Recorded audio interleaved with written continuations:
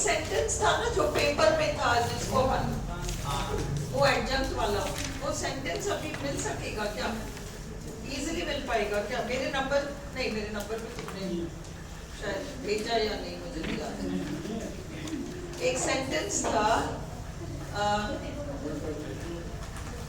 मुझे याद नहीं है।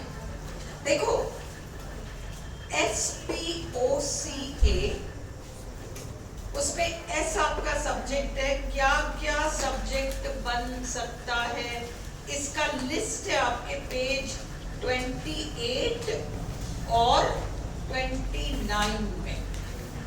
एक मिनट के लिए इसको खोल लो, व्हाट इज अ सब्जेक्ट, 28 और 29। फिर आप करो 40 और 41,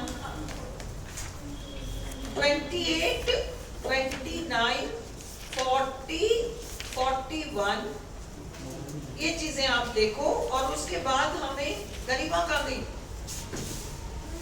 बैठिए ना, हाँ, क्योंकि सब्जेक्ट ऑफ अग्रीमेंट के बाकी रूल्स करा दूंगी, है ना। चलो, what is a subject, page 28 पहले। तुम लोग को मोटा मोटा सब्जेक्ट छांटना सबको आ गया। जो शुरू से पढ़ रहे हैं, तुमने सारे रूल्स कर रखे, एक बार रिवाइज कर लो, है ना। मैंने एक एक एग्जांपल आपको करा ही रखा है। What is a subject, whatever we are speaking about is the subject. हम जिसकी बात कर रहे होते हैं वो सब्जेक्ट होता है। सपोज हम एक लड़के की बात कर रहे हैं तो लड़का हमारा सब्जेक्ट है, पर बात करते हुए हम कुछ कह तो रहे हैं ना। हम कह रहे हैं लड़का बड़ा अच्छा है, बड़ा लंबा है। What were you saying? You are saying Ram is a good boy. तो राम आपका सब्जेक्ट हो गया। अब सवाल ये कि आप राम के बारे में क्या रहे हो, is a good boy, वो आपका प्रेडिकेट हो गया। हम अगर सब्जेक्ट को छांटेंगे तो हम केवल इतना सा देखेंगे कि किसकी बात की जा रही है। अंडरस्टूड? तो whatever we are speaking about is the subject. जिसकी भी बात हो रही है वो सब्जेक्ट होता है। A subject can be, subject में 10 चीजें आ सकती हैं। सब्जेक्ट में 10 चीजें आ सकती हैं। आपको 10 चीजें याद करने की जरूरत नहीं है, पर सेंटेंस में देख के देखो, सब्जेक्ट के नाम पर जो भी चीज आता है वो संज्ञा का काम करता है। वो भले ही संज्ञा ना हो, पर वो सब्जेक्ट की जगह आकर खड़ा हो गया तो हम उसे नाउन की वैल्यू देंगे। समझ में आई? अब तुम मेरे प्लेट में बिस्किट्स रख रहे हो, मैं कह रही हूं 2 are enough। मैंने तो कहा 2 are enough।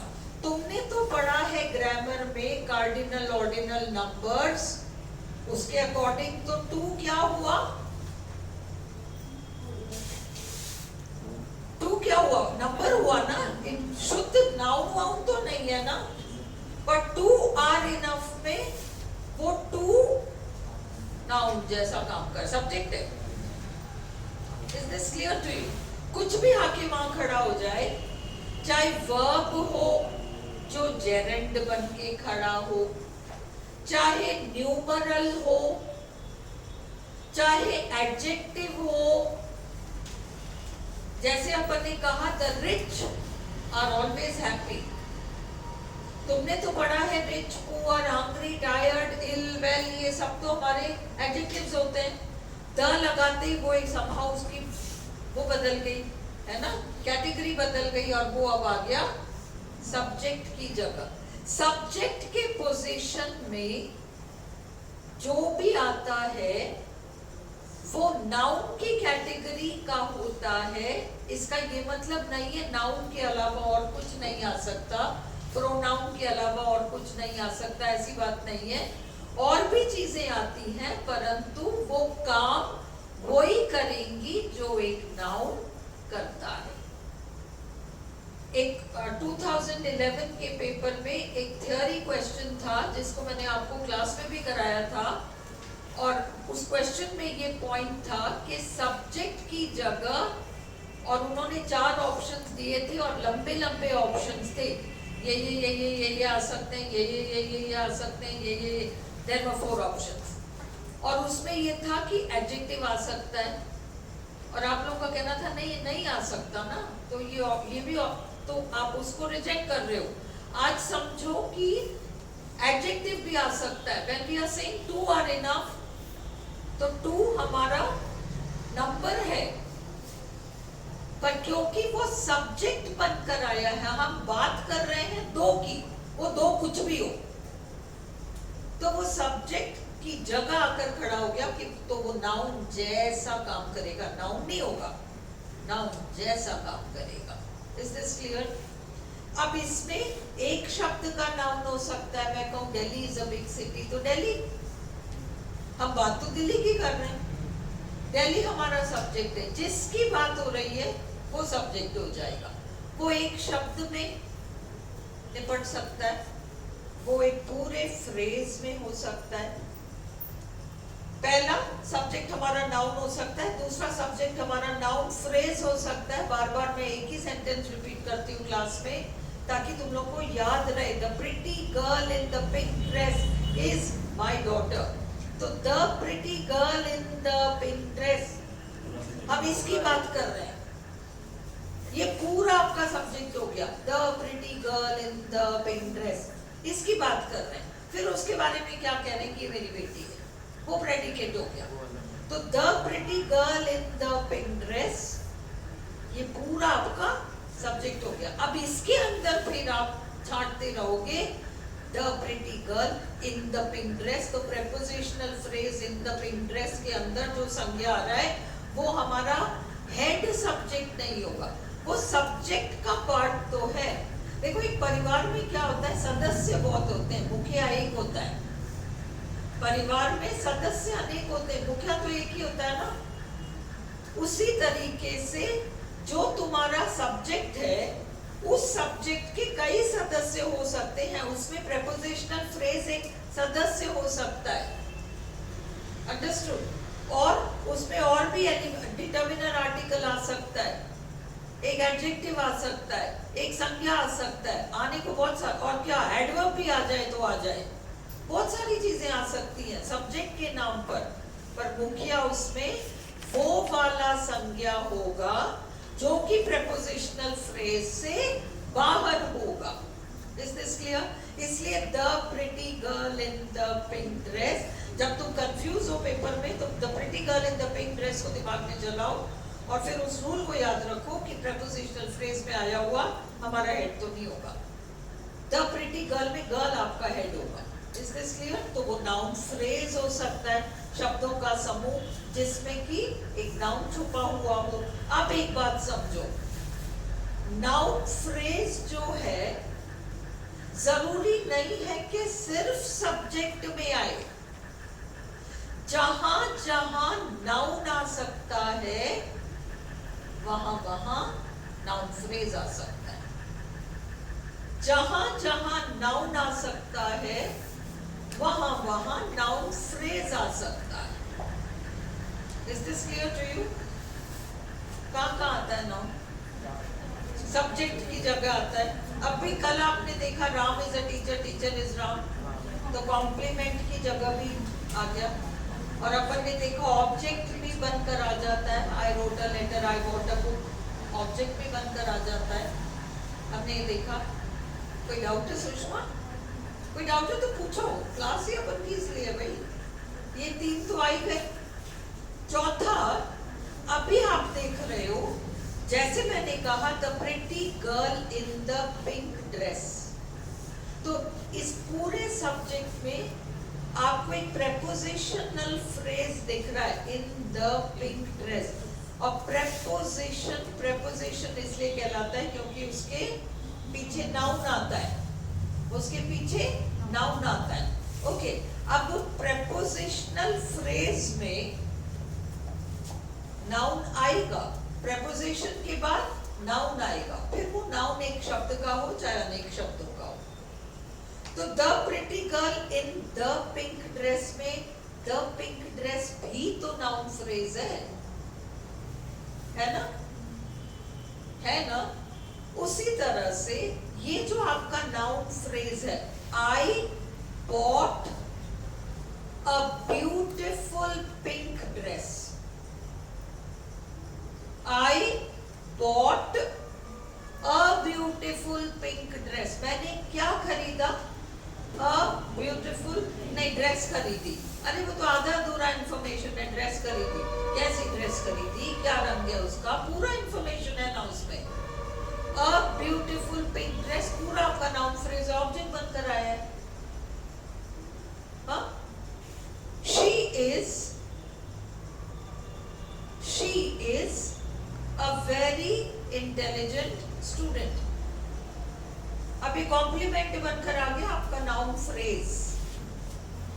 जरूरी नहीं है ना कि नाउन फ्रेज केवल सब्जेक्ट बनकर आएगा। अपन देख रहे हैं कि सब्जेक्ट की जगह क्या क्या आ सकता है। तो एक शब्द का नाउन आ सकता है, अनेक शब्दों का नाउन फ्रेज आ सकता है। ओके, तीसरा pronoun, she is a very intelligent girl में शी आपका प्रोनाउन हो गया, अंडरस्टूड। तीसरा ये है ना, तीसरा प्रोनाउन। चौथा आपका देर, THERE।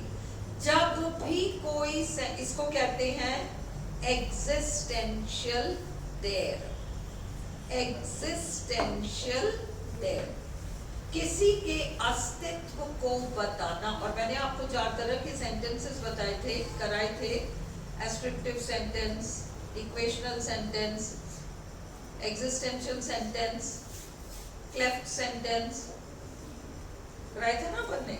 तो अब उसमें क्या हुआ, एग्जिस्टेंशियल का मतलब अस्तित्व से संबंधित। मटकी में पानी है, there is water in the pot. मेरे क्लास में इतने सारे बच्चे हैं, मेरे क्लास में इतने सारे चूहे हैं, इधर उधर भागते रहते है ना। There are many rats in my class,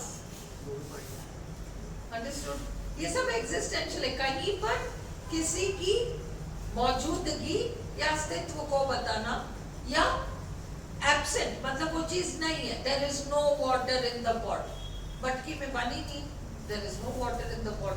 तो ये देर जब सेंटेंस को शुरू करता है तो हम इसको सेंटेंस सब्जेक्ट मानते हैं, पर वो डमी सब्जेक्ट होता है।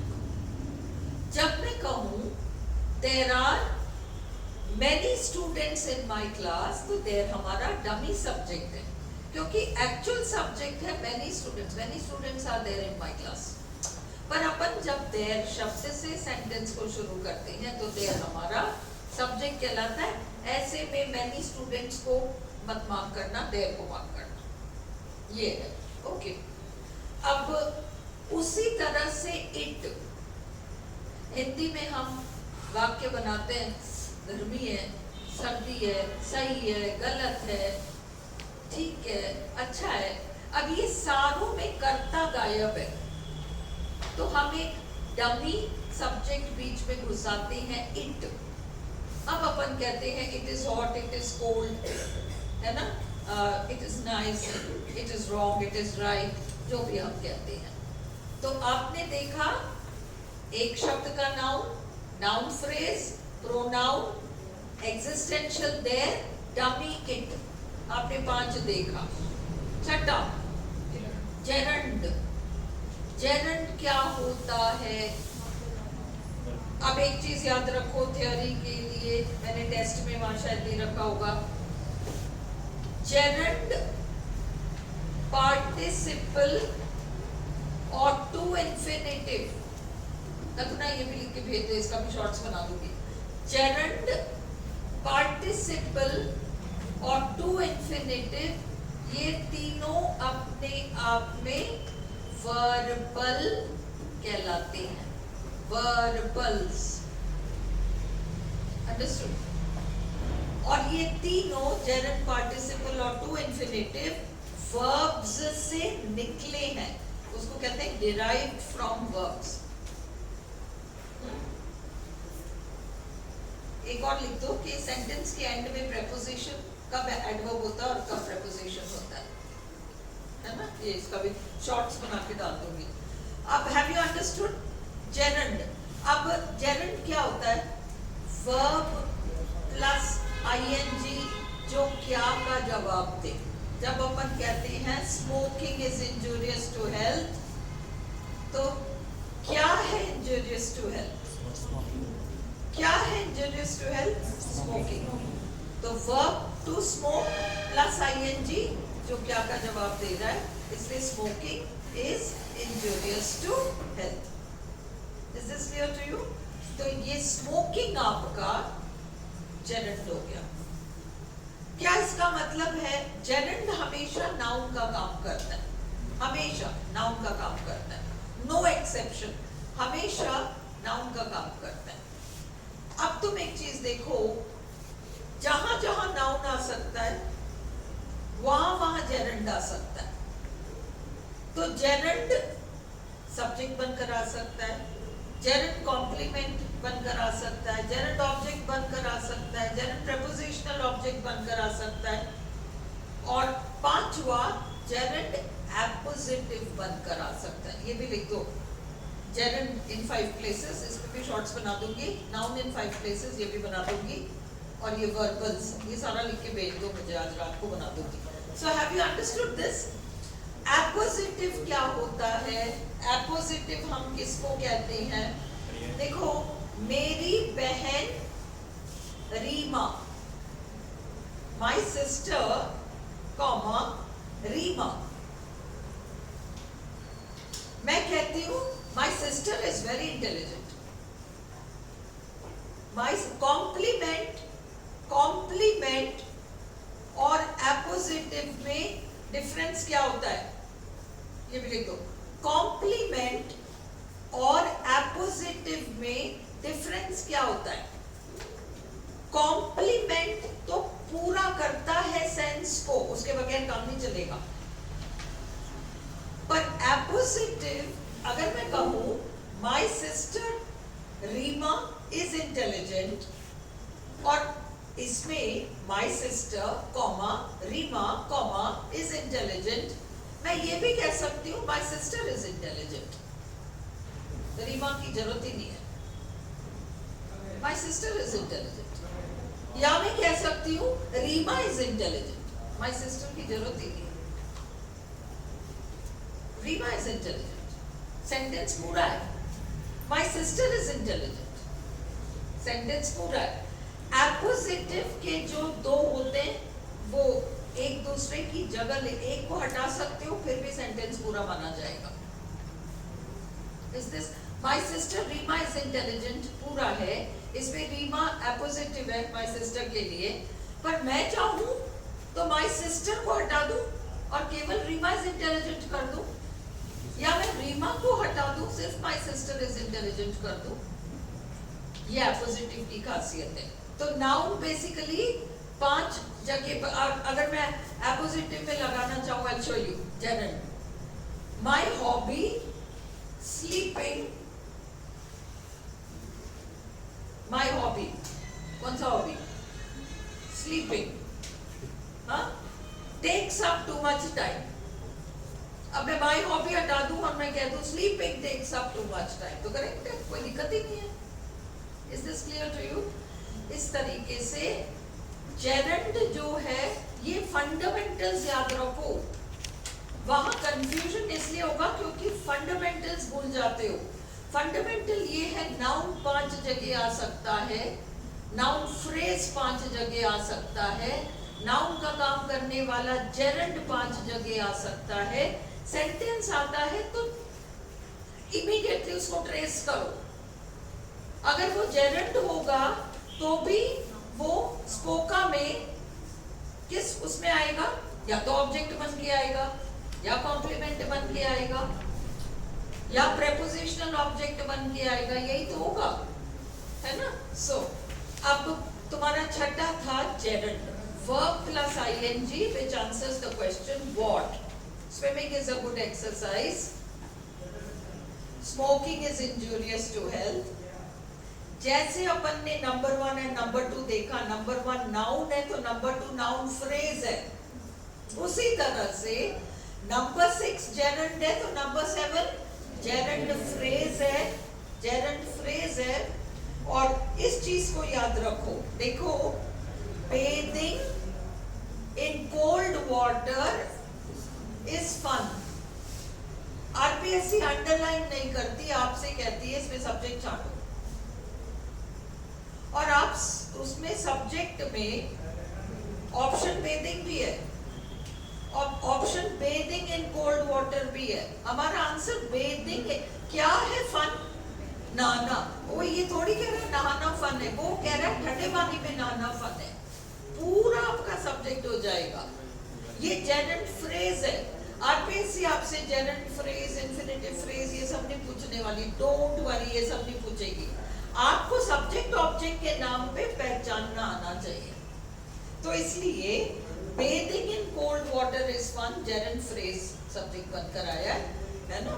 और eating ice creams in winter is enjoyable. तो इसमें eating ice creams in eating is enjoyable तो है ही नहीं हमारा। ईटिंग आइसक्रीम्स वो भी सर्दी में, वो एंजॉयबल है ना, वो पूरा फ्रेज है। ओके, अब अगला 8वां है टू इन्फिनिटिव, 9वां है टू इन्फिनिटिव फ्रेज। ज्यादा याद रखने वाली बात नहीं है, केवल पहचानना है। हम जहां जहां हम जेरंड लगा रहे हैं, जैसे हमने सब्जेक्ट में जेरंड लगाया smoking is injurious to health, वहां हम टू इन्फिनिटिव भी लगा, to smoke is injurious to health. To smoke हमने आईएनजी हटाकर टू स्मोक कर दिया, तो अब ये टू इन्फिनिटिव हो गया। टू इन्फिनिटिव हमेशा to plus first form verb रहता है, अंडरस्टूड। और टू के बाद ऑब्जेक्ट भी तो आ सकता है या कोई प्लेस भी तो आ सकता है। टू स्कूल, गिफ्ट दिया मोहन को, टू मोहन, टू इन्फिनिटिव भी हो सकता है ना, बी केयरफुल। तो to infinitive phrase, to plus first form, to smoke is harmful, to hesitate would be a pity. To infinitive phrase, to get up early is a good habit. अगर तुम इसको gerund में करते तो तुम कहते getting up early is a good habit, और यूं तुम कह रहे हो to infinitive phrase, to get up early is a good habit, to eat ice creams in winter is fun, to deceive her is easy. Clear? अब last है तुम्हारा noun clause. अपन ने जब सिंपल कंपाउंड कॉम्प्लेक्स किया था तो उसमें वो सारे WH वाले वर्ड्स थे ना, उन WH वाले उनको हम क्लॉजेस कहते हैं। और एडजेक्टिव क्लॉज हमेशा, अब जैसे मैं कहूँ the book which I bought is interesting, the book, उसके बाद आ रहा है WH विच आई बॉट, वह किताब जो कि मैंने खरीदी। तो वो जो कि किताब के बारे में बता रहा है ना, एडजेक्टिव क्लॉज हो गया। When he came, I was out, जब वो आया। I was out when he came, I was out when he came। मैं आउट कब थी, कब का जवाब एडवर्ब देता है, वो एडवर्ब क्लॉज हो गया तुम्हारा, है ना। What you are saying is wrong, तुम जो कह रहे हो वो गलत है। क्या है गलत? हमने फर्स्ट क्लास ही अपनी जो नाउन्स की हुई है उसमें था कि नाउन्स किसका जवाब देते हैं, क्या का जवाब देते हैं, कब, किसने, किसको, किसने, किसको, क्या, कौन। 4, किसने, किसको, क्या, कौन, इन 4 शब्दों का जवाब हमेशा नाउन देता है। तो ये जो है किसने, किसको, क्या, कौन, अब ये क्लॉज में भी अप्लाई करो। what you are saying is wrong. क्या है गलत? जो तुम कह रहे हो, what you are saying, पूरा आपका नाउन क्लॉज हो गया और वो सब्जेक्ट पोजीशन में आ गया। इस तरीके से ये 10 चीजें जो हमारी हैं ये सब्जेक्ट के पोजीशन में आती है। अपन ने वर्ब में link verb, transitive verb, intransitive verb ये देखा था। अब हम एडजंक्ट्स, ये देखो स्टार्ट कर दिया। अब ये देखो एडजंक्ट्स, तेजी अपन को सेंटेंस ढूंढ लेते हैं, ये मिला ना वो जो एडजंक्ट की जगह जो आया था अपन ने एक बार नामदेव भवन में देखा था ना, success, that success depends mainly on hard work, यही था है ना। आरपीएससी का एक क्वेश्चन था, दैट, यही है पूरा है ना, that success depends mainly on hard work, है ना। अब इसमें करना क्या है अपन को, स्पोका करना है।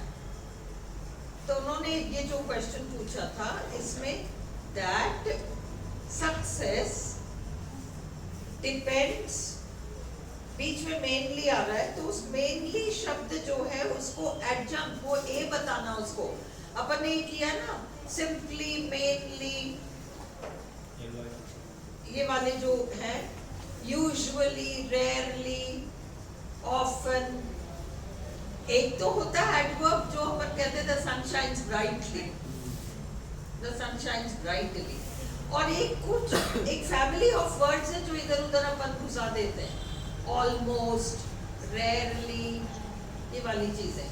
तो ये सेंटेंस के बीच में आए तो इनको ए बताना, ढूंढना ऑप्शन में वो ए वाला जो है बीच में जो उसको ए बताया वो मिस मत करना। तो एडजंक्ट्स बेसिकली एडवर्ब्स हैं, उसको हम सेंटेंस से डिसमेंटल कर सकते हैं, रिमूव कर सकते हैं, है ना, रिमूवेबल एलिमेंट है। तो अब तुम इसको देखो, ये जो अपन ने 17 सेंटेंसेस लिखे हैं, the man asked nervously if he could have a glass of water. आदमी ने पूछा मुझे एक गिलास पानी मिल सकता है क्या, पर इसमें द मैन आस्क्ड नर्वसली, तो अब ये नर्वसली अब हमारा, हाँ, तो ये आपका ए आ गया, ए आ गया, ठीक है, एस वी ए, फिर ओ है नहीं, या जो भी है, the man asked this, the man asked this if he could have a glass of water. ये भी एक ऐसा वो है जो कि ट्रांसलेट, वो पैसिव यू नहीं बना पाओगे। एडजंक्ट पहचानो, अभी हम स्पोका नहीं कर रहे इसका, एडजंक्ट, एडजंक्ट देखो। आरपीएससी जो स्पोका वाले सेंटेंसेस देगी उसमें शुद्ध रूप से आप ऑब्जेक्ट, कॉम्प्लीमेंट, एडजंक्ट छांट पाओगे। इंग्लिश के कई सेंटेंसेस हैं जो कि ऐसे, उनका स्ट्रक्चर ऐसा होता है कि आप उसको ऑब्जेक्ट बताओ, इसको ये बताओ, ये पॉसिबल नहीं हो पाएगा, हर सेंटेंस का नहीं होगा। इसलिए इन सेंटेंसेस में अपन को केवल एडजंक्ट छांटना है क्योंकि बीच में घुसाए हुए एडवर्ब्स हैं। The report has been sent to the boss. How? Via the email. अब ये via the email, email के द्वारा how का जवाब दे रहा। How has it been sent? भेजा कैसे है? Adverb हो गया, ये adjunct है आपका। My friends come, देखो ly word बीच में आया है। My friends come regularly to meet me, but my friends come to meet me regularly. My friends come to meet me regularly. अब इसका स्पोका भी नहीं कर पाओगे क्योंकि वो to meet me. My friends come to meet me. तो हर sentence का नहीं होगा स्पोका, करने भी मत लग जाओ, स्पोका वाला स्ट्रक्चर ही अलग होगा। तो इसमें रेगुलरली आपका एडजंक्ट हो जाता है। He tightened the screw. How? With a screwdriver. The shoes were tight for the child. क्यों? Because they were new. My friends often come to meet me. Adverb है ना, क्यों का जवाब देना ना। एडवर्ब्स कितने चीजों का जवाब देता है? एडवर्ब्स करना लिख दे मम्मी। एडवर्ब 7 चीजों का जवाब देता है। एडवर्ब्स 7 चीजों का जवाब। जिनको बेसिक्स भी क्लियर नहीं है, मैं इनके ऊपर आज रात को बैठकर शॉर्ट्स बना दूंगी। संचिता प्लीज थोड़ा टाइम निकाल के देख लेना, अंडरस्टूड? रिफ्रेश हो जाएगा। एडवर्ब 7 चीजों का जवाब देते हैं। कब, कहां, काम कैसे हुआ, क्यों हुआ, किस अंतराल में हुआ, किस अंतराल में हुआ, often, regularly, sometimes, always, never, किस अंतराल में हुआ, काम किस हद तक हुआ, काम किस हद तक हुआ, अच्छा हुआ, काम अच्छा हुआ, हाँ किस हद तक, वेरी गुड, टू गुड, ये सारा जो है डिग्री। और 7वां कंपैरिजन्स, ये 7 एडवर्ब्स का काम है। काम कब हुआ, काम कहाँ हुआ, काम कैसे हुआ, काम कैसे हुआ। कैसे का जवाब एडवर्ब नहीं देता। सुशीला सुंदर है, कैसी है, सुंदर है, तो दैट्स नॉट एन एडवर्ब, है ना। सुशीला कुक्स वेल, अब क्या हुआ, कैसे कुक करती है, वर्ब पर प्रश्न आ रहा है, इसलिए अभी एडवर्ब हो गया। तो कब, कहां, काम कैसे हुआ, काम क्यों हुआ, क्यों किया गया या क्यों, आंसरिंग व्हाई, चौथा। 5वां, काम किस अंतराल में होता है। मैं रोज स्कूल जाती हूँ, आई गो टू स्कूल डेली, अंतराल, फ्रीक्वेंसी एडवर्ब। 6th हमारा डिग्री, किस हद तक हुआ, 6th। 7th है हमारा कंपैरिजन, अंडरस्टूड। ये 7 चीजें आपके एडवर्ब्स इनका जवाब देंगी। तो अब इसमें the shoes were tight for the child, क्यों टाइट क्यों है बच्चे के लिए, क्योंकि वो नए हैं, क्योंकि का जवाब दे रहे हैं। My friends, अक्सर मुझसे, see you can say my friends come to meet, हम क्या देख रहे हैं एडजम्प्ट्स में, तुम लोग को एडवर्ब्स क्लियर है, इतना सारा प्रैक्टिस दे चुके हैं। बात ये है, अगर एडवर्ब का कोई वर्ड ऐसा बीच में आ जाए और तुम स्पोका कर रहे हो, तो ऐसे में उस ए को मेंशन करो। तो my friends often come to meet me, my friends, अब इसमें ऑफन आपका एडजंक्ट हो गया। She quickly realised her mistake, अब यहां पर इस सेंटेंस का स्पोका हो सकता है, हर सेंटेंस का नहीं हो सकता, इसका तो हो सकता है। She subject, A adjunct, verb object, S A V O, है ना। हर सेंटेंस का नहीं होगा, बट जो ऑब्वियसली स्पोका वाले सेंटेंसेस हैं उसमें बीच में इस तरीके से आ जाए तो ये बता देना भाई, क्योंकि आरपीएससी ने उस तरीके का एक बार पूछा है। अगर दोबारा पूछते हैं और अगर अपन अलग कोई आंसर देते हैं तो वो गड़बड़ मानेंगे, और अगर अपन ने उनके आंसर के हिसाब से अपन मार्क कर रहे हैं और वो उसको नहीं मानेंगे तो अपने पास लड़ने को पॉइंट तो है ना। तो इसलिए वो जिस फॉर्म उस पे चल रहे हैं आपको उसी पे चलना है। It suddenly started to rain, अब ये suddenly एडजंक्ट है आपका। He went home, कब, yesterday, adjunct. The dog ran away अब ये prepositional phrase in fright adjunct बन के आया। अब ये देखो, Tom carefully removed his glasses. SAVO,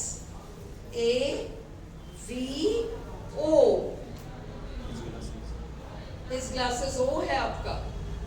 He patted the dog, कहाँ? पीठ पर, adverb है, इसलिए adjunct हो गया। She reads for an hour every day, adverb है, adjunct है। He generally leaves home at 7. शुद्ध adjuncts इस तरह के आएंगे, generally, carefully, suddenly, ये वाले words।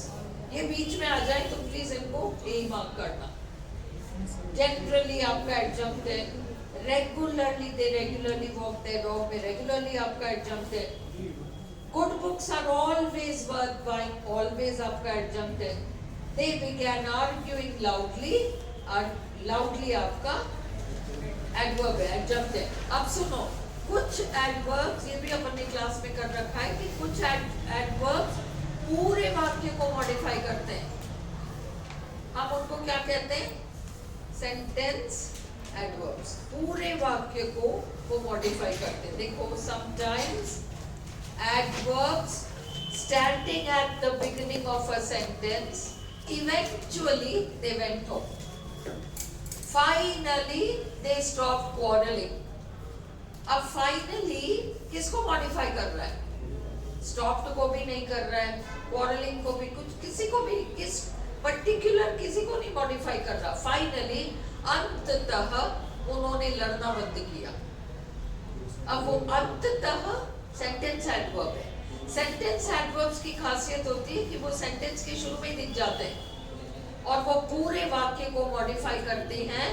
वो कभी भी किसी सिंगल वर्ब को, एडजेक्टिव को या एडवर्ब को मॉडिफाई नहीं करते, वे पूरे वाक्य को मॉडिफाई करते हैं, sentence adverbs.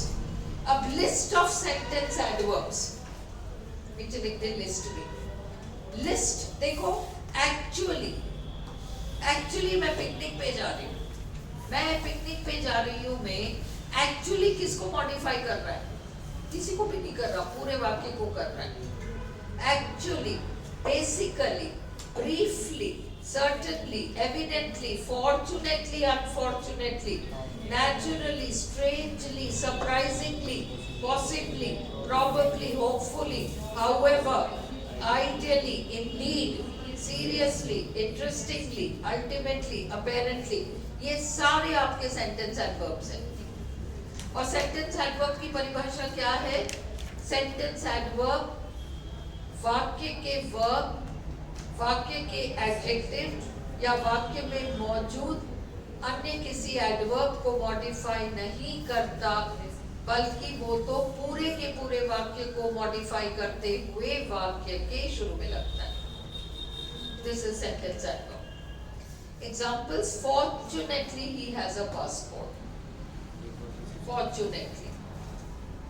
Unfortunately he could not come. अब ये सब आपके एक्स्ट्रा ही, एडिशनल ही है, एडवर्ब्स ही है। Naturally she was worried। भाई स्पोका में वो सेंटेंस एडवर्ब्स नहीं पूछेंगे, सेंटेंस एडवर्ब्स पर प्रश्न अलग से हो सकता है।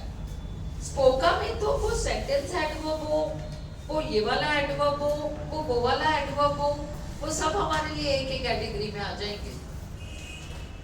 Basically he was angry, normally they wouldn't go there, यूं तो वो कभी वहां नहीं जाते। Hopefully she will succeed, strangely she didn't answer, actually there is a problem in this, possibly हो सकता है कोई घर पे नहीं है, possibly no one is at home, indeed it is kind of you, ideally you should finish this in 3 months. Ultimately they stopped quarreling. Finally the matter went to court. ये सब आपके sentence adverbs हैं. Is this clear? अब आप बंद करो इसको और वो करो